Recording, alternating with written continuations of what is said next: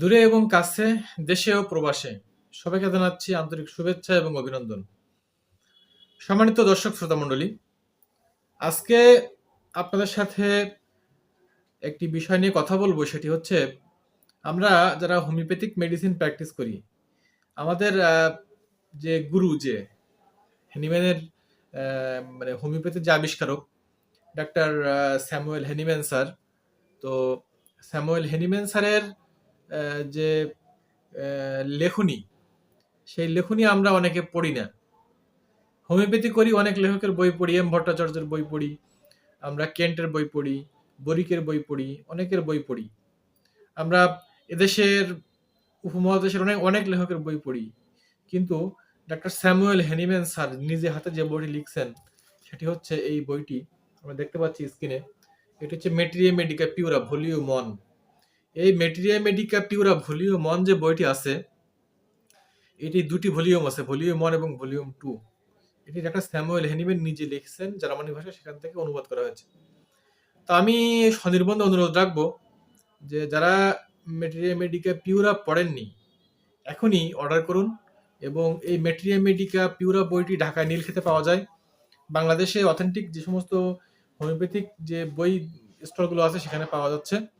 তো আমরা materia Medica পিউরা English ভাষায় লেখা এই বইটা পড়বো, এবং মেটেরিয়া মেডিকা পিউরা ভলিউম 1 শেষ করে ভলিউম 2 পড়বো।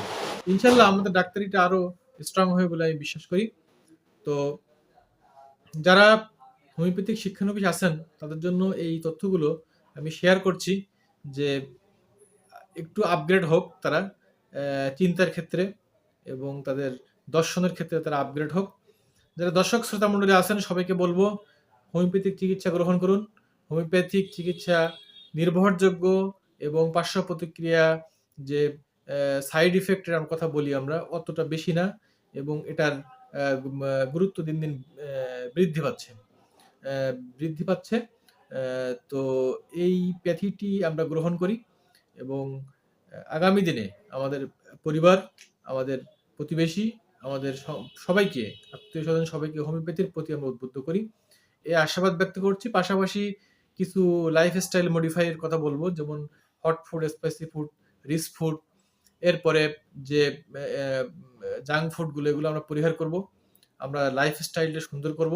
আমরা প্রতিদিন একটু সময় আমরা বিকালে ঘুরতে বেরোবো, প্রকৃতির মাঝে নিজেদেরকে অবগাহন করব, এই আশাবাদ ব্যক্ত করি। এবং খাদ্য খাবারে আমরা যে সমস্ত সয়াবিন তেলগুলো এবং যে সমস্ত খারাপ যে তেলগুলো, এগুলো পরিহার করব। এবং আমরা পাশাপাশি আমরা যদি সম্ভব হয় খাঁটি সরিষার তেল খাওয়ার স্টাডি করি, নিজেদের লাইফটাকে সুন্দর করি।